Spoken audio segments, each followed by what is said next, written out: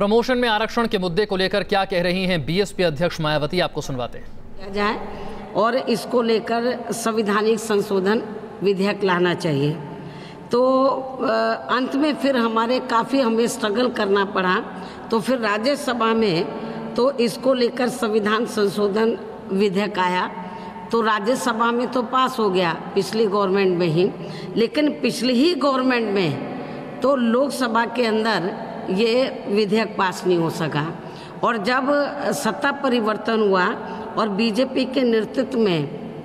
NDA की सरकार बनी, तो हमारी पार्टी ने एक बार नहीं अनेकों बार इस मामले को उठाया कि ये जो संशोधन विधेयक है SC ST का पदोन्नति में आरक्षण को लेकर, ये जो इसमें कुछ शर्तें लगा दी गई हैं, पहले जो जजमेंट आया था तो, और जिससे निष्प्रभावी बन गया, इसको प्रभावी बनाने के लिए तो संशोधन विधेयक लाना चाहिए। तो हमारी पार्टी ने सेंट्रल गवर्नमेंट को भी कहा, पार्लियामेंट के अंदर भी और बाहर भी,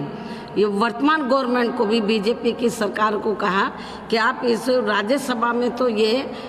जो संविधान संशोधन विधेयक पास हो गया, आप इसको लोकसभा में भी आप इसको पास कराएं।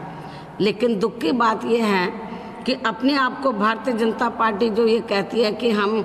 दलितों के हितैषी हैं, SC ST के हितैषी हैं, लेकिन बीजेपी की सरकार को बने हुए केंद्र में लगभग 4.5 वर्ष अब होने वाले हैं, लेकिन इस मामले में केंद्र की सरकार ने कोई कदम नहीं उठाया। तो इसलिए